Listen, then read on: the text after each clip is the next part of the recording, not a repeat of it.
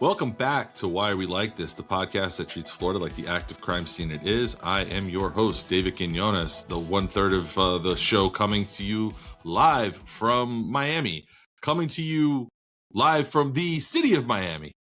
Another third of our podcast, my co-host, Tomas Kennedy. What's up, Tomas? I'm out here, city of Miami, City Hall, soon to not be City Hall anymore. We got to talk about that on the next episode. They're trying to move Miami City Hall to the new soccer stadium that we've covered in this podcast as a grift. But yeah, I'm here. I'm here, y'all. It's a beautiful day, as you can see. I would love to get the heart of that deal. Figure out whose little wheels got greased on that one. But joining us from parts unknown in upstate New York, the greasiest of wheels, Gerald Doherty. Hey, what's up, Jer?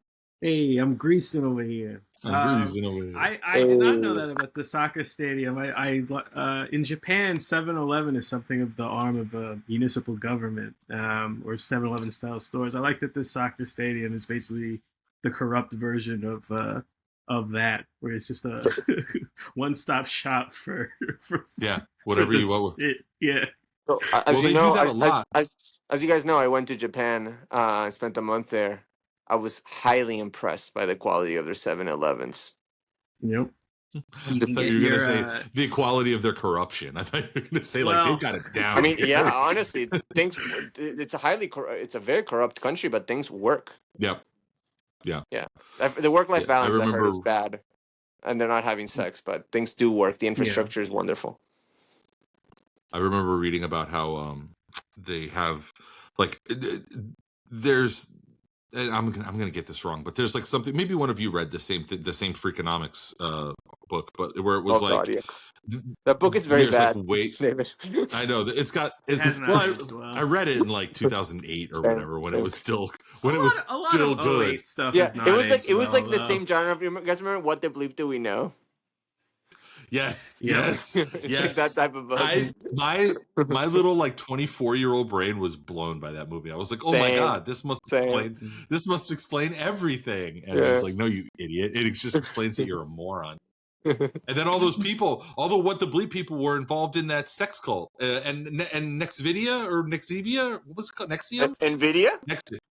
Not Nvidia. Nexium. They were all involved in Nexium. That was all the people that did that movie. I'm gonna have to double check that fact before I just publish it. Yeah. Allegedly.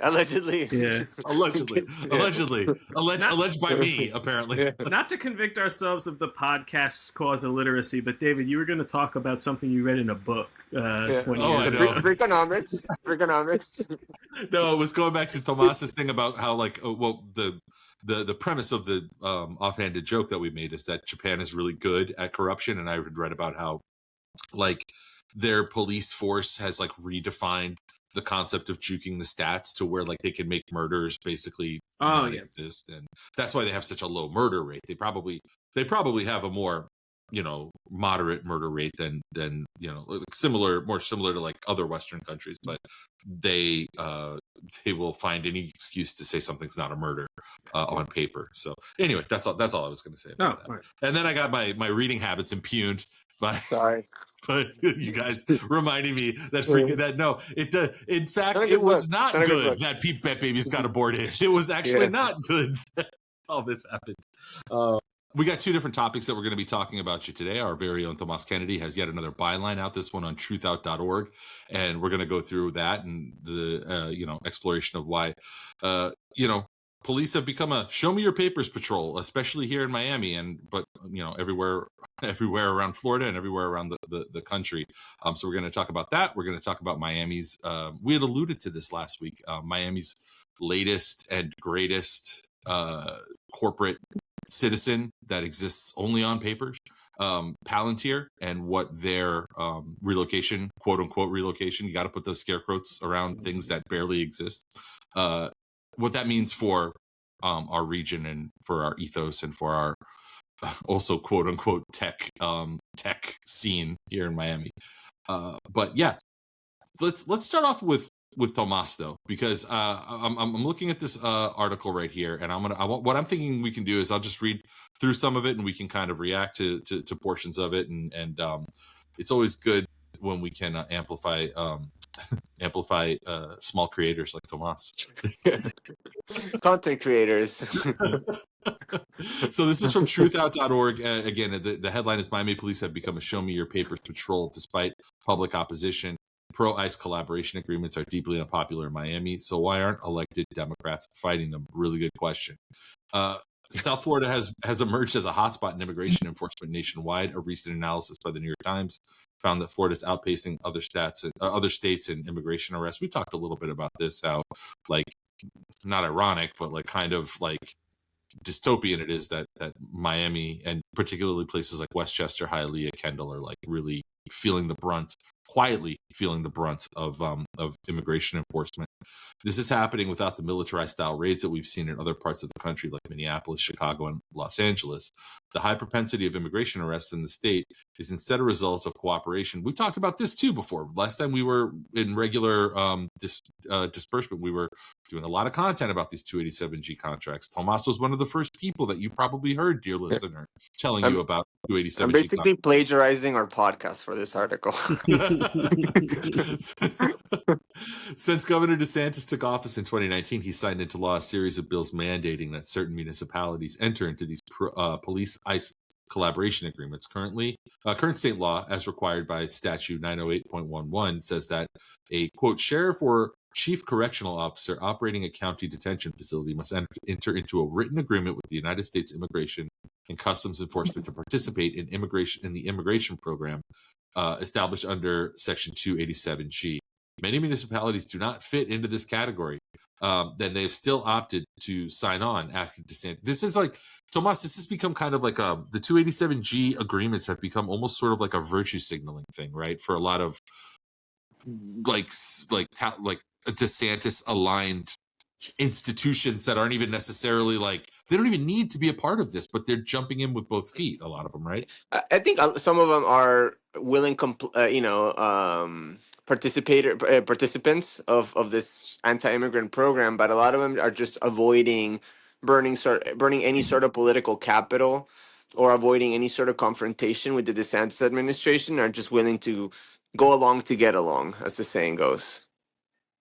Yeah, they'd much rather just, keep the developer grift going and, keep using, low municipal government as a slush fund for their local campaigns, etc. I mean, the Florida, specifically Miami grift, and again, enticing a confrontation with the DeSantis administration throws a little, sand on the gears of all that. Yeah.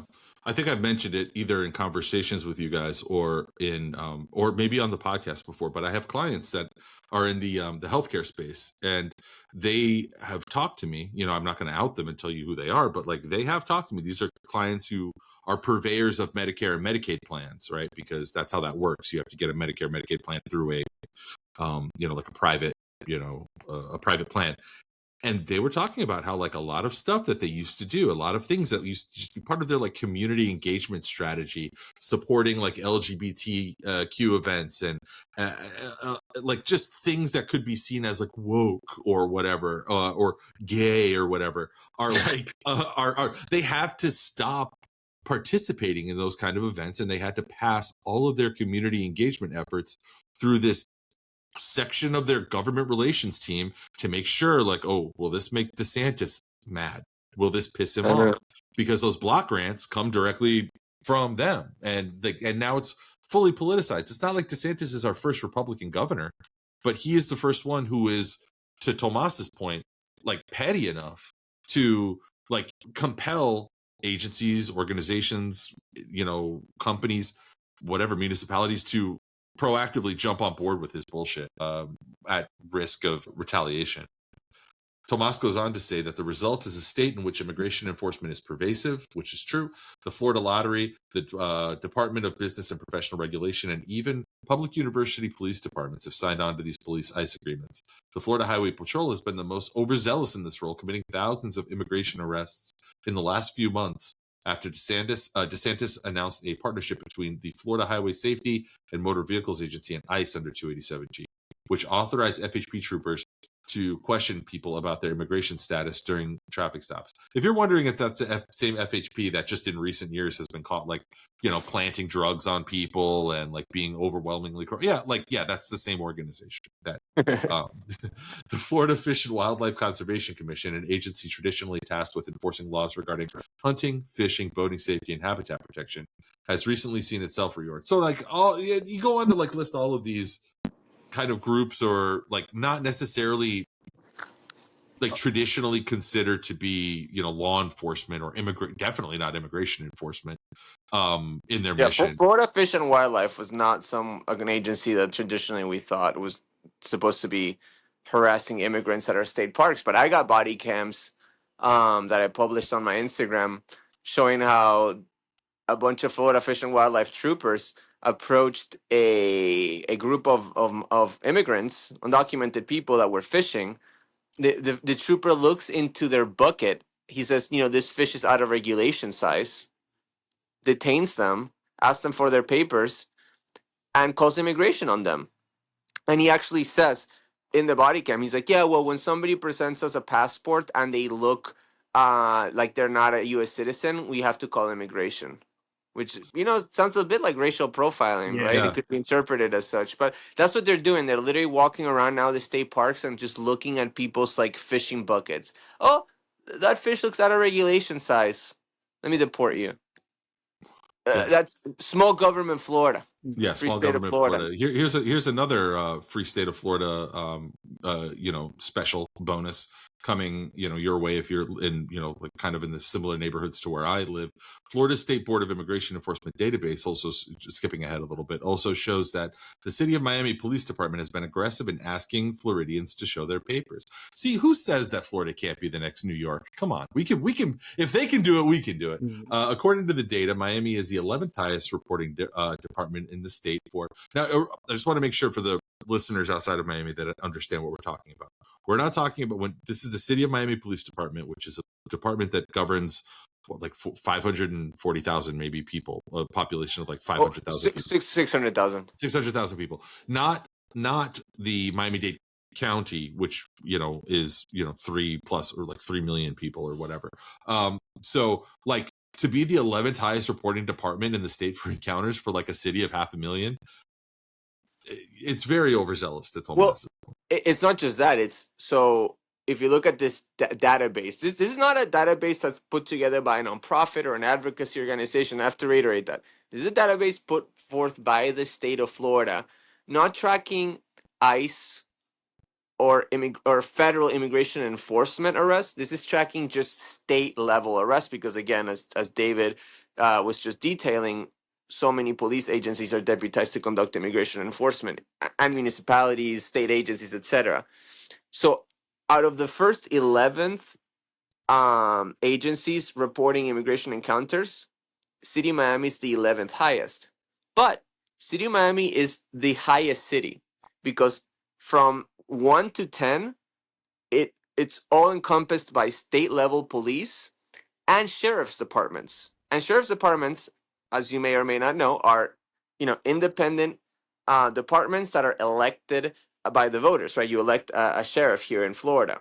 So in terms of a municipal city entity, Miami Police, which is under the governance of the City of Miami Commission, City of Miami government, it is the highest municipal entity city in terms of immigration enforcement encounters in the state, according to the state of Florida, if that makes sense. Yeah. Outrageous, insane. Well, extra, outrageous when you consider this.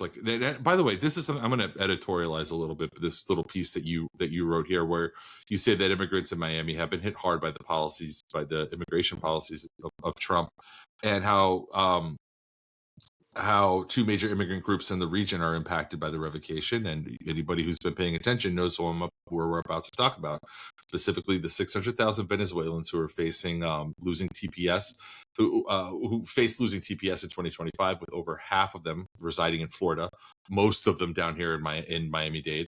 while planned terminations for roughly 350,000 Haitians are subject to ongoing legal challenges. Cubans are also being affected in record number. More than 1,600 Cubans were deported in 2025, about double the number from 2024. And I just want to focus in on the Venezuelan and Cuban thing, because listening, I don't know if you guys have caught a lot of this chatter like on social media.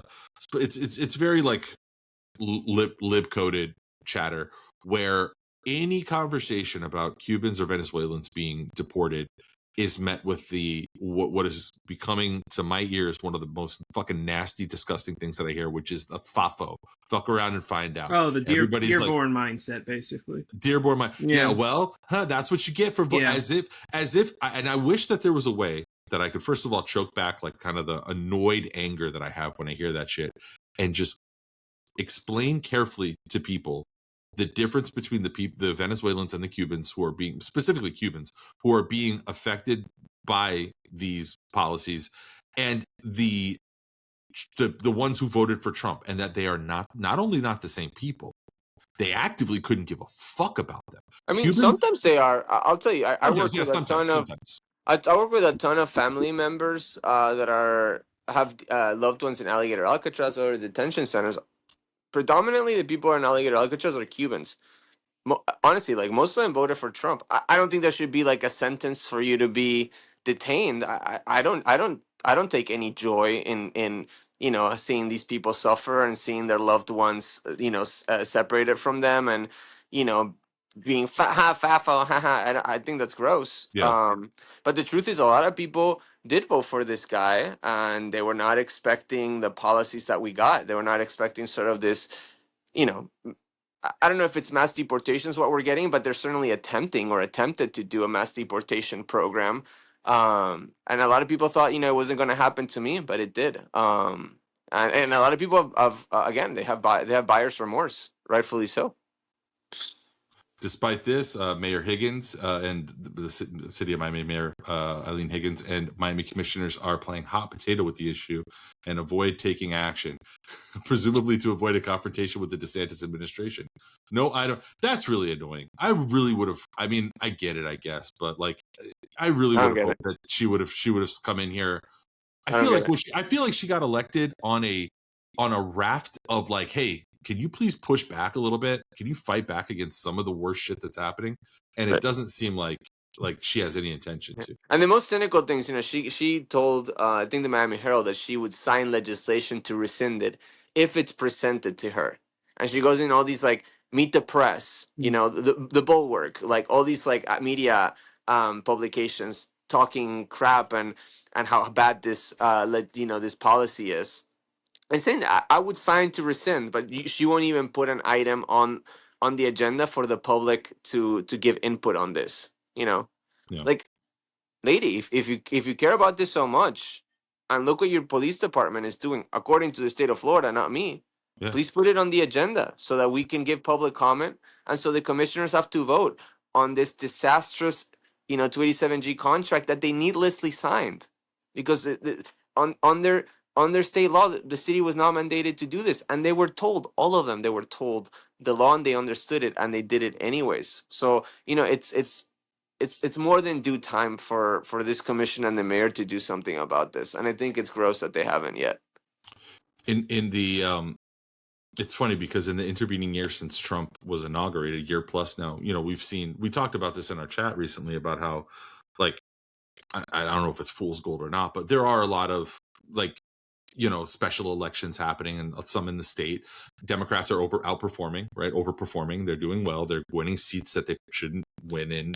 They're being competitive in seats that they shouldn't be competitive in. They won seats in Florida. They won fucking seats in Florida. So like, that's the reason that I say, like, a lot of people will be like, oh, well, it's Florida. What are you going to do? And it's like, okay, yeah, man, but like, there's an opportunity here. These people are getting elected for a reason. And I wonder, Tomas, from your perspective, because you work way more closely with a lot of this stuff, do you get the feeling that a lot of these Dems that are like getting voted in, or maybe the ones that are still like residual and left out there, are just kind of like playing out the clock because tangling with DeSantis is too sticky and they just don't want to do that? I mean, honestly, like, I wouldn't even mind that. Like, the city could just wait until November to try to rescind the agreement if they don't if they want to avoid a fight with DeSantis. But I think like that work needs to start happening now. They should be meeting with advocates, right? They should be, creating a plan. They should at least put an item on the agenda for people to come and give public testimony so that the opposition to this is recorded. And remember, when they voted to sign on to this agreement, hundreds of people showed up in this city hall. They gave over 7 hours of testimony, literally like all of it against it. I don't think I remember a single person speaking in favor of it, and it barely passed 3-2. So again, why? Again, I get not taking the vote to rescind. I would personally, but I get, okay, they don't want to do it at the meeting next week. There's a commission meeting next week, but like there should be some movement around it. The commissioners should address it. How come, again, Miami Police is the highest municipality in the state in terms of immigration encounters, according to the state of Florida, and the commissioners are dead silent? The mayor speaks on it, but won't put an item on the agenda. The other day, I went with friend of the pod, Billy Corbin, to a meeting around FIFA to talk about immigration-related concerns. Billy had other things that he was talking about. And I brought this statistic up to Commissioner Gabella, and I told him, "Did you know that your police department is the highest city in terms of immigration encounters in the state of Florida?" And he went like this, "Look, I didn't know that." Well, you should know that, man, because you voted for this agreement. You should know that. I have a question, and it's just purely speculative. Let's just say that they're punting on this because they don't want to incur the wrath of DeSantis. Maybe he thinks there's an angle for him for a national office. I have no idea anymore what his ambitions are. Let's be generous and say that it is at least a coin toss that the next governor is Byron Donalds. Why is the most you've lost in a coin toss, right, Gerald? I've lost a lot in a coin toss. I got nothing to lose in a coin toss anymore. Let's be generous and say Byron Donalds is going to be the next governor. Why would someone think that he's going to be easier to work with than DeSantis on this issue? Because that would be the calculation there, and I don't get that. Yeah, I mean, I don't. I agree with you. I don't know. I mean, honestly, like, I will say DeSantis has been uniquely, willing to stretch his constitutional authority to get his way. But, I think those things are like, to your point, once that genie's out of the bottle, once Pandora's box is open, what's stopping the next governor from exercising that authority once those norms are broken? And perhaps, I mean, maybe there's some sort of electoral shellacking where, Byron Donalds gets in, but there's, sort of down ballot win by Democrats, and that moderates the environment a little bit. But again, like, I think obviously you have to power map and take into account what your opposition is doing, what they're willing to do, and what their power is. But like, you never want to just like, like follow their lead. At some point, you have to set the terms of your own offense, right? Of your own campaign, of your own strategy. And I agree with you. I think it's just like pure weakness for them to just be like, okay, well, we're just gonna wait this out, if that's even the case. Because again, the reality might be that like we just don't want to deal with this because we're focusing on serving our developers and the next public transportation grift or whatever that's happening at the city of Miami. I mean, that's the reality of it. I don't want to sound super jaded or cynical, but like, come on, it is what it is. Let's be honest. The cynical view sounds like they're just waiting for immigration to recede as a front of mind issue for enough people where they move on to something else. I mean, that's what that sounds like. Right. So they can go back to painting like like these like buses from 50 years ago as trolleys and calling them, we have a trolley system and we have this like diesel powered like buses from 1970, running around the neighborhoods that are not even connected to each other. And, they somebody's cousin's company is the one selling them to the city. Like, that's what they're focused on. That's easy. That's easy. And that makes money for them. I hadn't watched it since I was like, I don't know, maybe a teenager. I watched like the first season recently of Miami Vice, and the fucking Metro Rail looks the same. It's the same. It's the same train. It's the same fucking Metro Rail. I know, dude. And unless you think, if you are out there listening, Mayor Higgins, or I don't know, anybody that's involved in municipal government, if you think that like your non-participation with these agreements would mean that your city would just immediately go up in flame, or get like cast into like the 7th level of hell. The Tomas mentions that how, towards the end of his article, about how these are like little liberal enclaves down here. One that I happen to live in, South Miami, and the other one, Miami Shores. But there's more. I just named there's 2, plenty. but there's in North Miami Beach. Like there's a ton of municipalities that haven't signed 287G agreements. Yeah, there's like all these places all throughout the state that have just, there's always these little like kind of liberal enclaves, or just places that just don't do that shit. And they're like, their city commissions or their county commissions will be, apolitical or like nonpartisan, because they don't have R's or D's next to their name, but like, who lives there. And they didn't just fall into a fucking sinkhole. DeSantis didn't just cut off funding to them or whatever. I mean, South Miami literally sued the state of Florida. And by the way, in South Miami, if you drive through here, guess what's still happening? Lots of developers. The developers are still happy. They found a way to fucking do it. They're like, there's buildings going up all over South Miami. There's like 20 different projects in various stages of multi-story mixed-use completion. So yeah, find some fucking balls. Take both of your hands and wrap them around your crotch and find your fucking dick and balls, please. I'm just thinking of Casey DeSantis like talking to Anton Chigurh, and he's like, "You married into it. You married into it." I thought you were going to go in a different direction with that one. I'm glad you did. Well, you know what? I'm probably glad that I didn't go the direction you're thinking. Let's stay on topic. So, ironically, when we talk, not ironic, I keep wanting to say things are ironic on this episode. I don't know why. Yeah, this is a pretty matter-of-fact episode. It's pretty straightforward. It's pretty straightforward. There's no humorous disparity between what's expected. This is one of our least like shit-talking episodes we've had in a while. Anything else that we should know about? It's because we're talking about my article. I just want to reiterate that, like, if you are a listener of ours from outside of Miami or outside of the state, and you're like, tuned into everything that's happened in the last 8 months in LA, Minneapolis, New York, all these random places where there's been like this overt and loud backlash, and you don't let that media narrative trick you. The people who are being most hurt by this are right here, right in my neighborhood, right in well, maybe not my neighborhood, but like a little further away from me, but like in those places like Kendall and Westchester and unincorporated Miami-Dade County, Hialeah, places like that. That's where it's happening. That's where these guys have fucking quotas. And I'm not talking about like those theoretical quotas that we talk about with cops writing citations. These guys have fucking actual real quotas. This moron has like laid out, what was it? Like at one point it was supposed to be like 5,000 a day or something like that. 5,000 people removed from the country per day.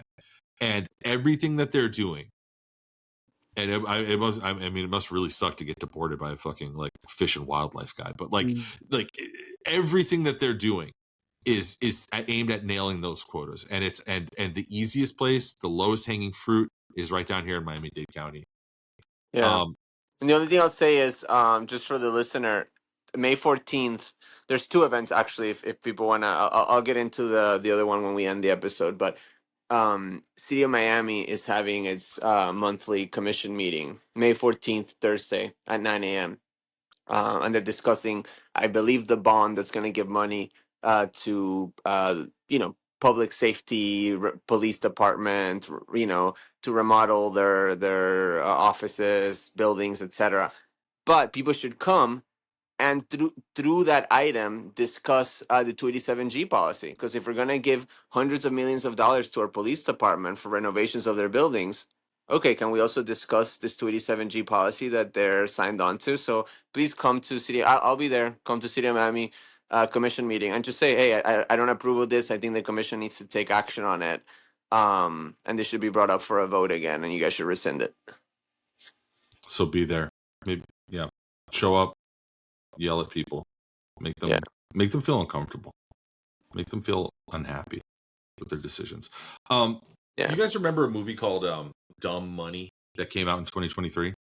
Nope. It had the star was Paul Dano, and it was about the GameStop, like, you know, the meme stock. Meme stocks, exactly. Right. So there's a scene at the beginning of that movie where a character played by Seth Rogen, he's playing a real life guy named Gabe Plotkin.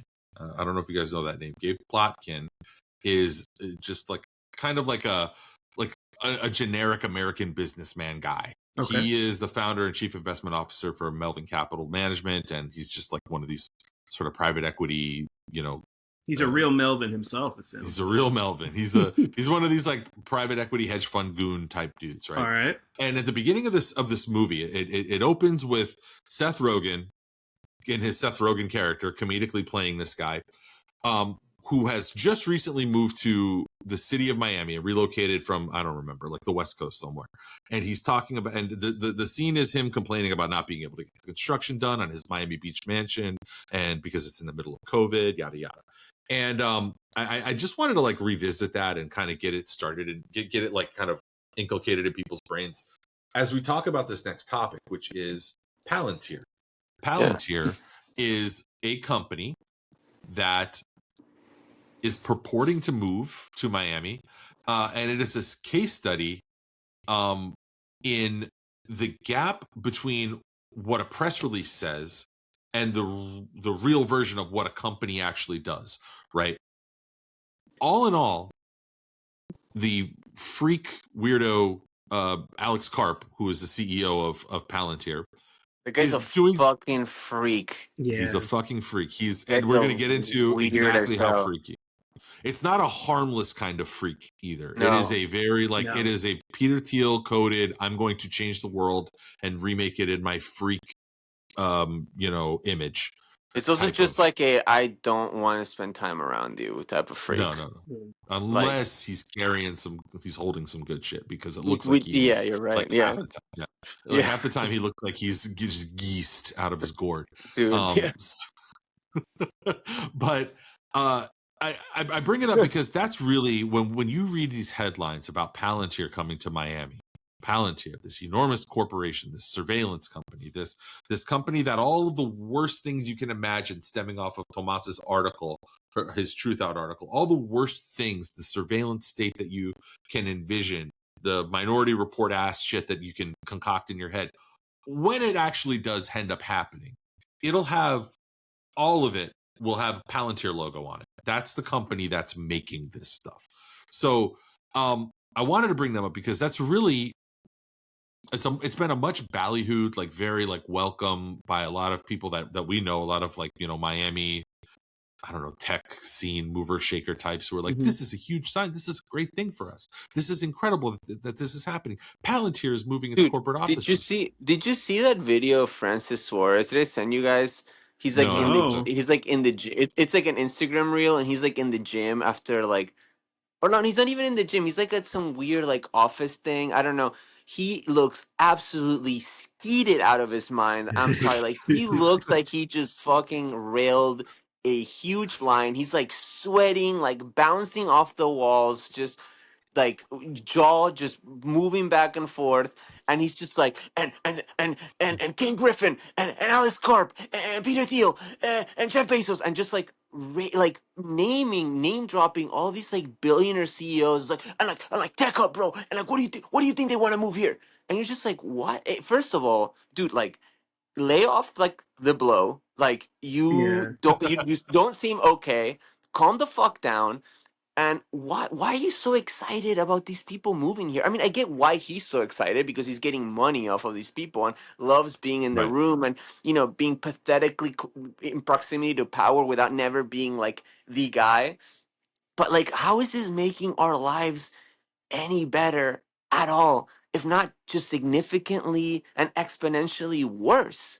And again, who's the ambassador for this shit? A Nepo baby, son of the former mayor that was removed from office by a judge after committing election fraud against Joe Carollo of all people, and he's just skeeted out of his fucking mind while saying this shit. It's like really sad, man.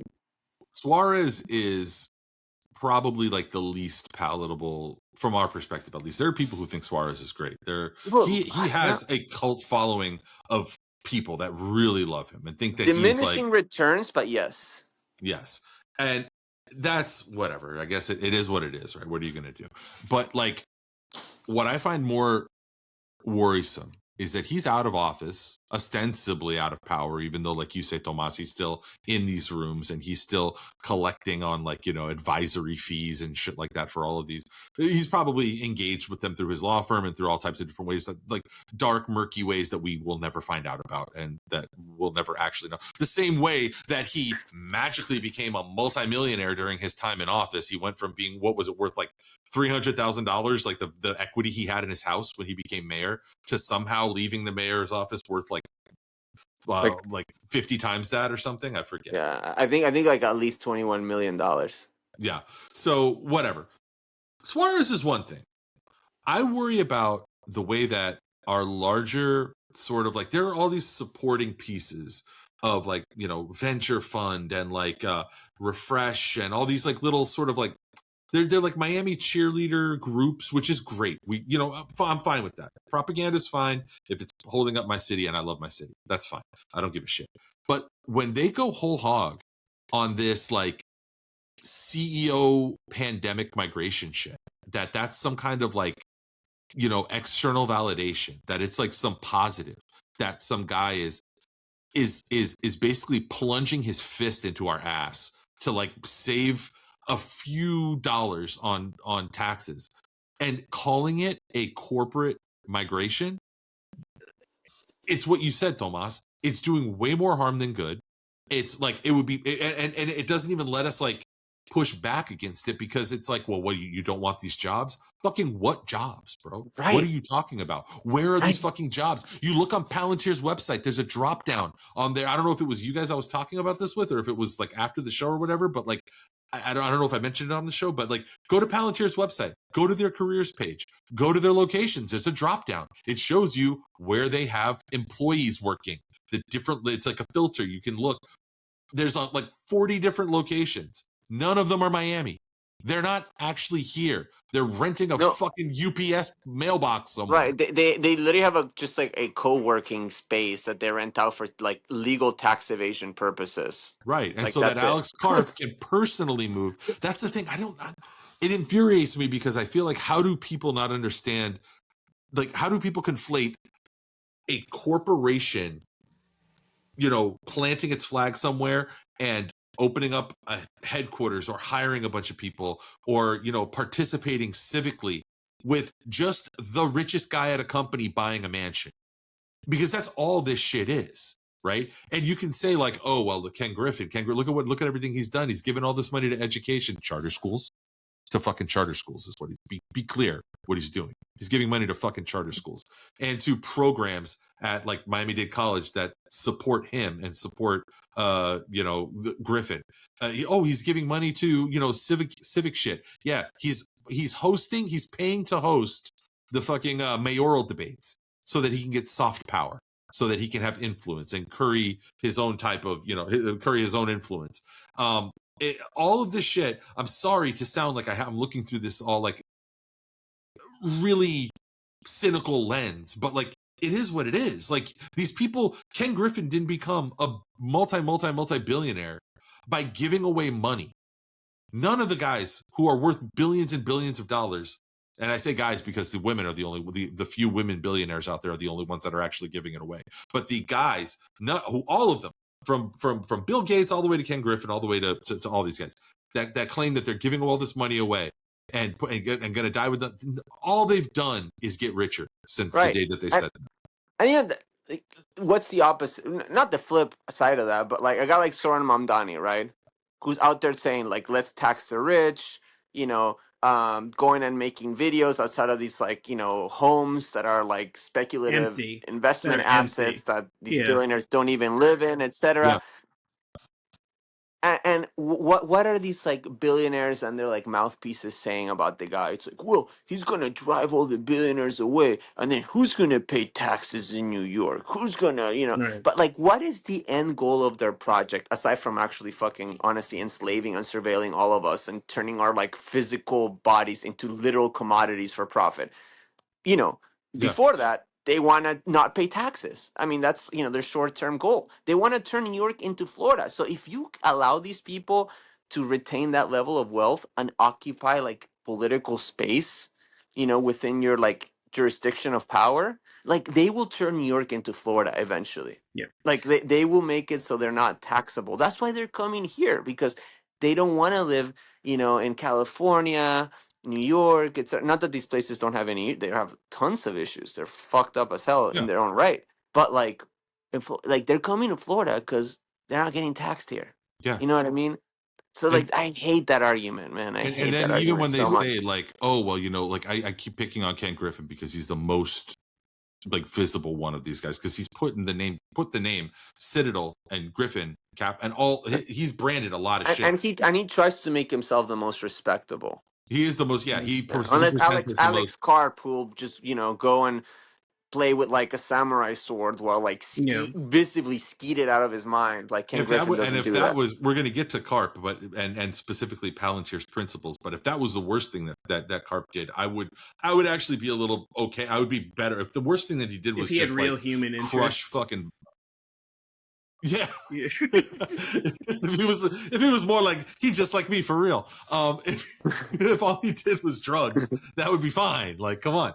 But like, okay, Ken Griffin, just using him. I'm increasingly of the opinion that these billionaires, like, they should not do drugs, because listen, like, I've done my share. It does create like a chemical imbalance in your brain, and it does cause some erratic behavior that I think, if you're just like a regular guy or gal, fine.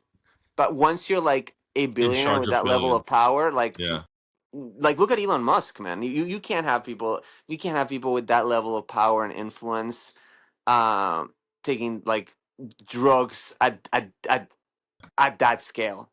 That level, because their brains they just go insane, man. This is also the first, I mean, as far as we know in modern times, maybe in ancient history, this was, maybe this was closer to the case, but this is the first generation of wealthy people who have net worths the size of small countries. And if you are on par economically with a small country, why wouldn't you act like a country that needs to be negotiated with like a country and not like a citizen? You would act like someone who is and that I think is their real dream, is to be separate from everyone else and to exercise dominion. Yeah. To your point, I was reading today about remember the metaverse? Oh, the virtual reality. The torso-less virtual reality world that Mark Zuckerberg tried to create. Mark Zuckerberg, how much Smooth Naturals. Yep. Right. So that got overtaken by the AI hype, and it was closed out recently. There's no more metaverse. You guys know how much the equivalent of how much money Meta spent on the metaverse? The GDP of Morocco. Is it like $2 trillion or something? No, it's going to be like 100. It's like 150 billion. It was a lot of money. Okay. It's not a trillion, but like I forget the figure, but it's the equivalent of the annual GDP of Morocco that they spent on the metaverse. That's insane. Yeah.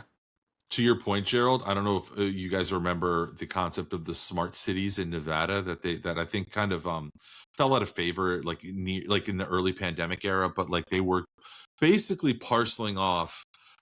This is another one of those things that I'll have to like include a link, because I know I'm going to get some details wrong here, but like they were parceling off hunks of Nevada for municipal development. And by that, I mean like Gerald, will sell you these, 500,000 acres of land in, outside of Reno, and you can make Doertonia. Yeah, and that is run by your rules with your. And what mattered was that you would need to like obviously have some sort of economic driver, like presumably a company that you owned, like a company town kind of, and that's.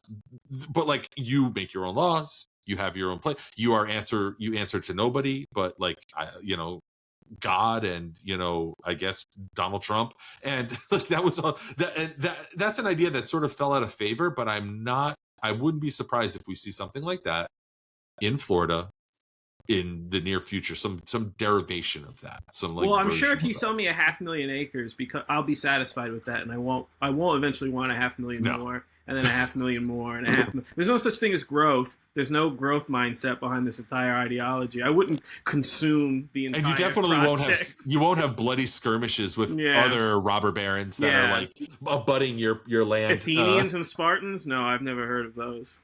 So, a corollary to something that Tomas had brought up, which was this idea of like what's going on in New York and everybody bringing their hands over all the people that have to move away. All the rich people are going to move away and leave us without any money because they take it all with them.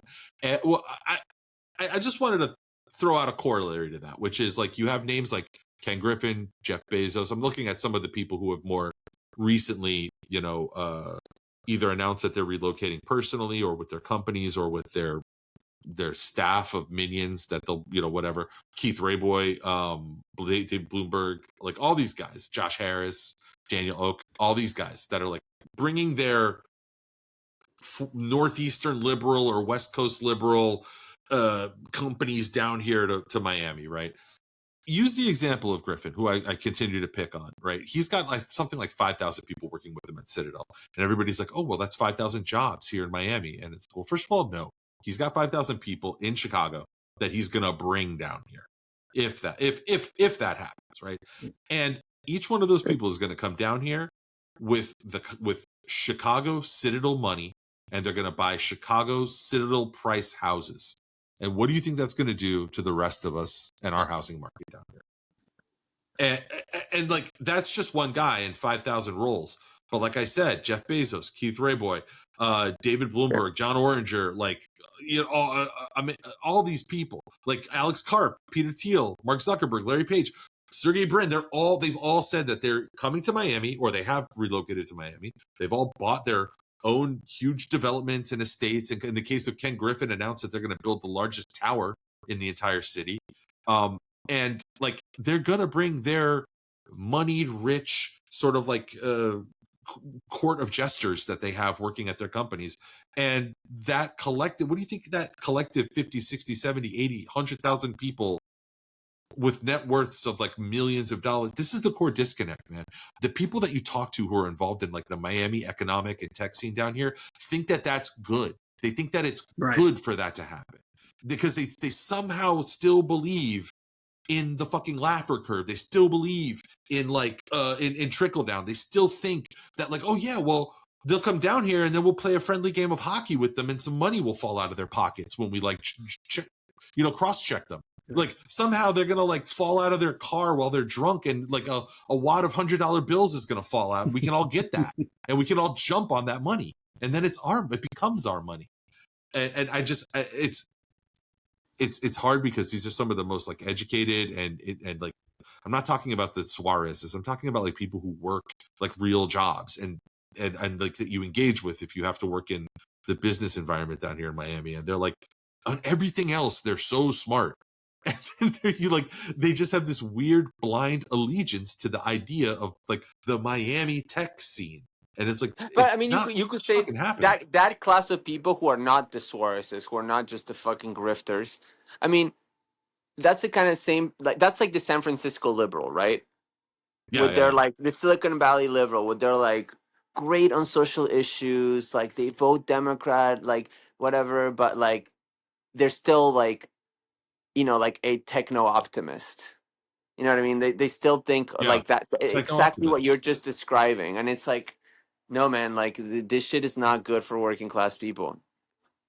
Like AI, the people are like, no, like AI is gonna like create so many jobs and like optimize people's workflows and like increase efficiency and whatever. And it's like, no, it will not.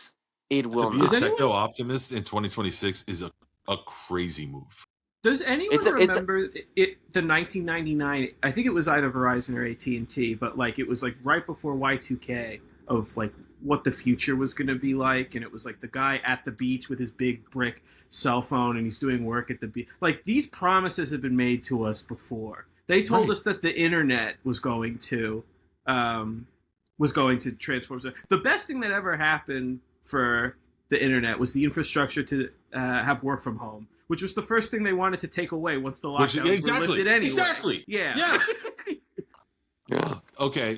One thing I wanted to finish with is just because we got a hard stop here at the top of the hour. But Gerald, I wanted to incorporate you because I feel like you have a specific skill of kind of reading through bullshit and being able to translate it. And the bullshit that I specifically wanted you to when did I get this reputation? No, you're good at this. All right. I'm going to read to you the recently published from the Technological Republic, a select version of the 22. Oh God, the Palantir Manifesto. The Palantir Manifesto. Oh God. Okay. I'm going to read you some of these, and I would like for you, with your Gerald Doherty brain, to tell me what they actually mean. Okay. All right. So, this is, again, the company that with big wide open arms, we are wrapping those arms around nothing, because the company is nothing. It's not coming here. It's just saying it's coming here for tax purposes. But we are, we're welcoming the idea of them coming, because that's really all it is. It's just the idea. So here we go. This is from a Palantir Tech post a few weeks ago. Because we get asked a lot, the Technological Republic in brief. Number 1. Silicon Valley owes a moral debt to the country that made its rise possible. The engineering elite of Silicon Valley has an affirmative obligation to participate in the defense of the nation. What do you think when you hear them say that? Contracts for defense, spun as like, I guess, community engagement. They have an obligation. Say the second part again. They have an obligation to. The engineering elite of Silicon Valley has an affirmative obligation to participate in the defense of the nation. Yeah, the military contracting. Yeah. I think you're right. What I think about specifically is recently, I don't really want to give them credit, so I'm not even going to name them because I might forget which one it was. Sure. One of the AI companies took a stand and said, no, we're not going to do some horrible, ghastly fucking thing that the Trump administration was trying to Anthropic, yeah. Right. So, and I think what Palantir is trying to posit is a world where, like, you're not allowed to just do that. You can't just say no, that you're not going to, leverage. You're denying our obligation. We have to give back, and it's an affirmative obligation. Yes, so right. But I think Gerald's right. I think it's they want to cash in and they want to increasingly become integrated. With the U.S. Armed Forces. I think they would like to have AI operated drones. Like, you could remove all those people you're paying to be at the computers to operate the drones. What if we could eliminate those people? And then if anything happens, you're not going to blame us. We donate to all of your campaigns where you're not going to blame us. So you can cut down on costs. You can have more efficient, robotics, what have you. I mean, I'm not saying it's going to happen tomorrow, but that would be my guess. That would be my guess as to where they would start. Here's your next one, Gerald. Okay. Free email is not enough. The decadence of a culture or civilization. First of all, let's stop there. Free email is enough. That's not a problem that needs to be solved. Free email is fine. The decadence of a culture. Why do I get the feeling when someone says free email is not enough, I'm about to start paying for my email? Free email is first of all, the idea that we were throwing a party over the concept of free email in the first place. But then someone says, you know what, as great as this is, it's not enough. We have to. Free email is not enough. The decadence of a culture or civilization, and indeed its ruling class, will be forgiven only if that culture is capable of delivering economic growth and security for the public. Wait, that's very sinister. It acknowledges that there is there is a ruling class. Yes. It says that the working class is dependent upon the ruling class, that this relationship needs to be maintained with tricks, with trickery and treats and trinkets. This is literally tricks and treats. Yeah, this is literally like, we bought the island of Manhattan for $22 and some beads. Like, that's what this is. So what? So okay. Right. So that's. Can I hear that one more time? That was I'm winded after that one. Free email is not enough. The decadence of a culture or civilization. I did not think they were going there after free email is not enough. And indeed, its ruling class will be forgiven only if that culture is capable of delivering the economic growth and security for the public. Number 4, because I skipped over number 2, it wasn't that fun. The limits of soft power, of soaring rhetoric alone, have been exposed. The ability of free and democratic societies to prevail requires something more than moral appeal. It requires hard power, and hard power in this century will be built on software.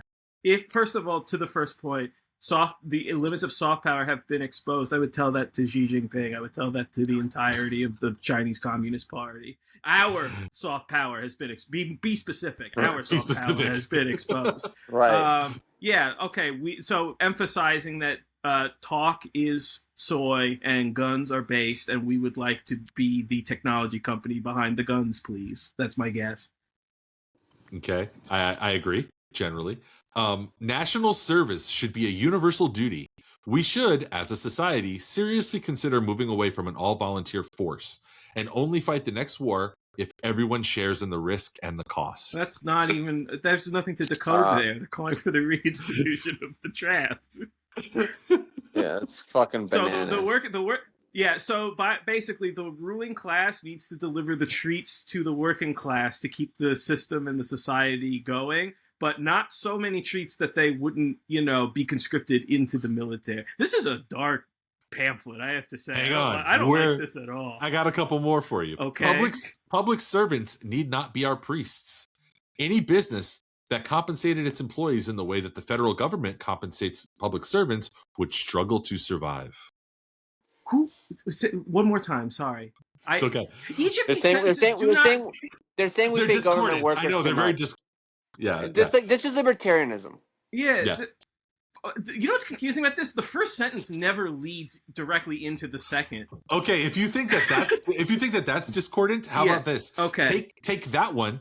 All right. And then in sequence, the very next one that comes, the one about public servants not being our priests. Okay. And that federal government employees get treated too well and paid too much. Now, pair that with the very next one in sequence, number 9, that says, we should show far more grace towards those who have been who have subjected themselves to public life.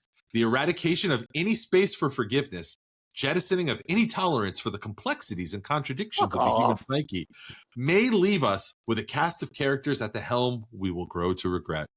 So Donald Trump is president. Yeah.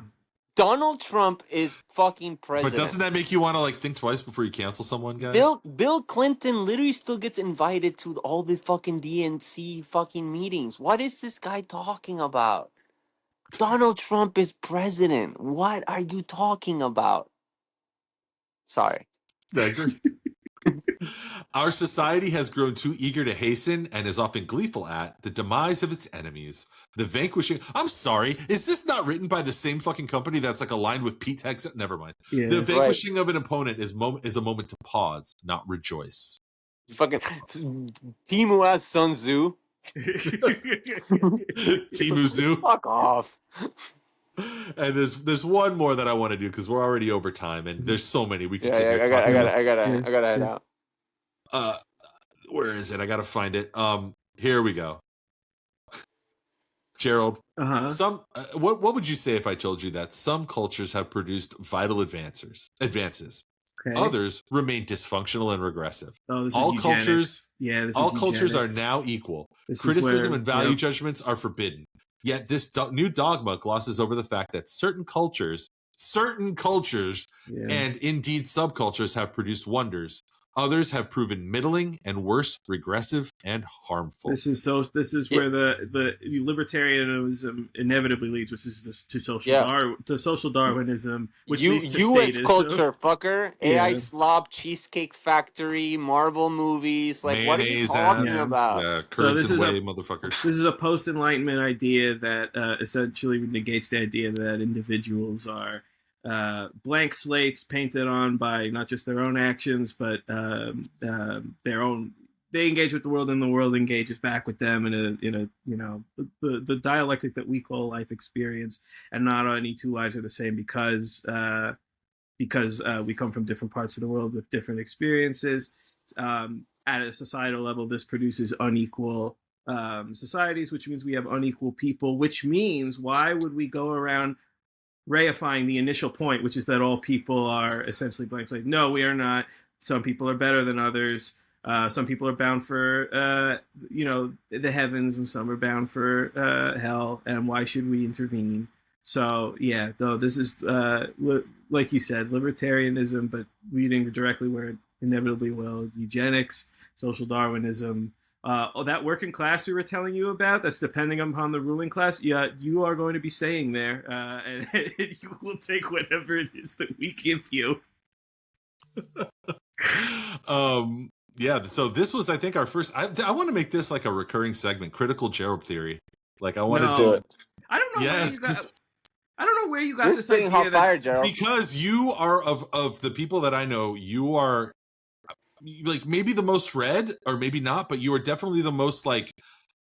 What do they call that? The fucking word that every leftist podcast used for a long time. You apply theory to praxis. real ideas. Praxis. Yeah. I just keep my mouth shut when I don't know about the subject. That's all I do. That's a good quality. Oh yeah. Oh yeah. Well, how about this? That's a good quality. You sure?